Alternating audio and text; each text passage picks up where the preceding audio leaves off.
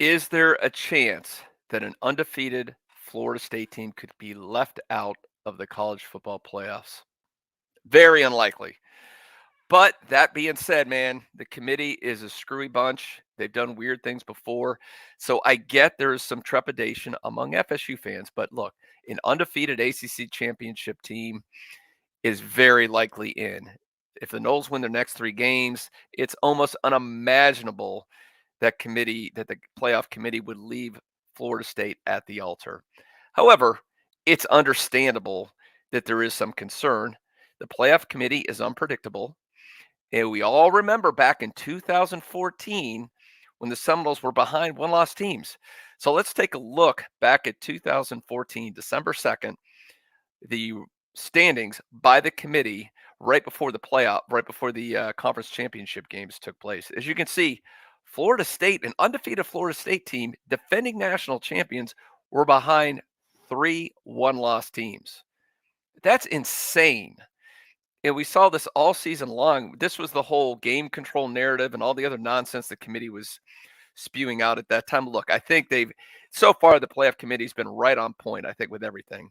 There's been very little to complain about. So I think, again, unlikely that something screwy at the end of the year would happen where they would push Florida State out of the top four, an undefeated FSU team.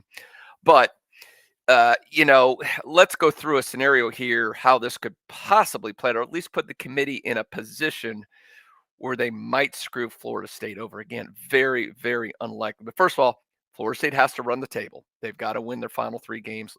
Very, good chance that happens.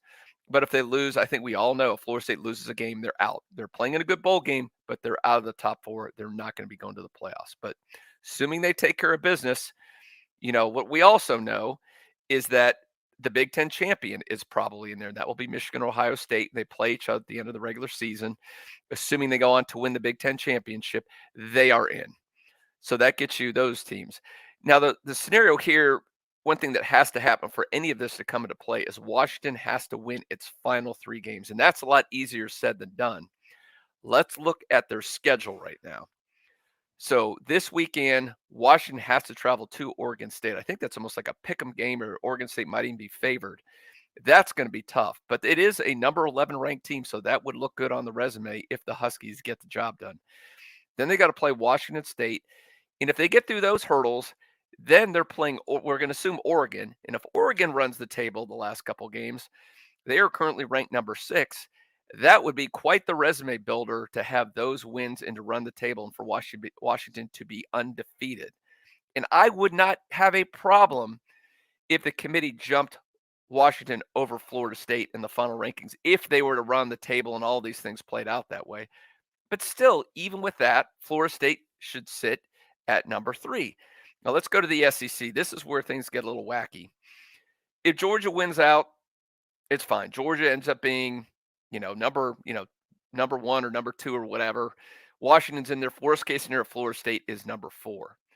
What gets weird is if Alabama keeps winning out, they win the Iron Bowl, they go on and they narrowly beat Georgia to become the SEC champions. The committee is putting a one-loss Alabama team, who's the SEC champs, into the playoffs. Okay, we get that. But again, Florida State is still sitting there at 3 or 4. There should not be any issues here. The concern comes in if Georgia, that somehow the committee decides that, well, Georgia, based on its body of work, based on the time, their only loss is to the SEC championship mighty Alabama team, the fact that they are 2-time defending national champions, and that Florida State's resume just isn't strong enough, that they're going to jump a one-loss team over Florida State. Again, it's crazy. It's extremely unlikely. But again, I get the concern. It's not completely unreasonable to think they might do something screwy like that. Now, here, one other factor we have to look at here that could mitigate all this or put Florida State even more in peril, and that's what happens to Florida State in the ACC championship game. We know FSU is in. We think Louisville is in. It's not 100%. There's still some tiebreaker scenarios that play out. If Louisville wins its next 2 games and they play Florida State, they're already ranked number 10. They'd be ranked even higher. That's a nice resume builder at the end to beat a top 10, top 9, top 8 Louisville team, whatever their ranking is going to be, to win the ACC championship. That any slight concern about Alabama, that other scenario I gave you, is probably out the window at that point. But here's where it gets dicey. What if Louisville loses one or both of its final two games, and they're not easy wins for them, Miami and then Kentucky, in-state rival Kentucky? And if they lose that Miami game, then some weird tiebreaker scenarios come into play. It could still very well be Louisville.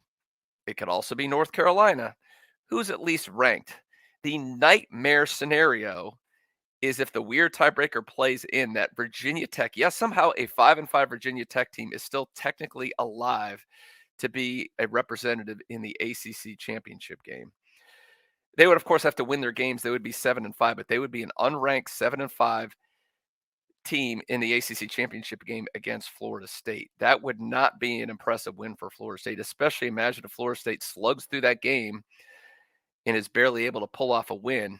Again, I think even in that scenario, the Noles are very, very likely the number 3 or 4 team in the playoffs. But again, I get it. I will be as nervous as anybody. I'd put a lot of money that Florida State, even in that scenario, is in the playoffs. Would I bet the college fund of the kids? Would I bet the house? Probably not. Because, you've got a human error. It's like a jury. In a trial, you never know. The jury might do something weird at the end. We all know the SEC biases. We've seen it firsthand with this group. They love the SEC. Any excuse to give them the benefit of the doubt. We've seen quality losses. We've seen teams lose in the SEC that don't drop in the polls. All these things play into the fear that something crazy could happen if all these scenarios play out. Look, they're probably not going to play out. I suspect this thing will be resolved as soon as this weekend, and we can all rest easy.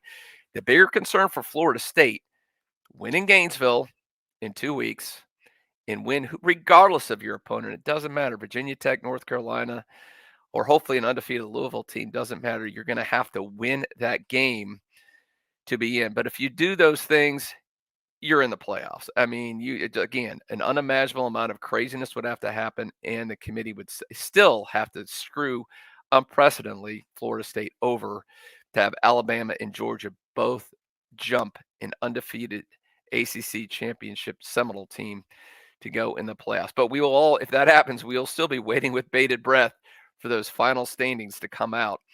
So again, we're okay. Florida State's probably in. Take care of business, and we'll be partying hopefully in New Orleans, but somewhere, whether it's New Orleans or California, it should happen for the Noles.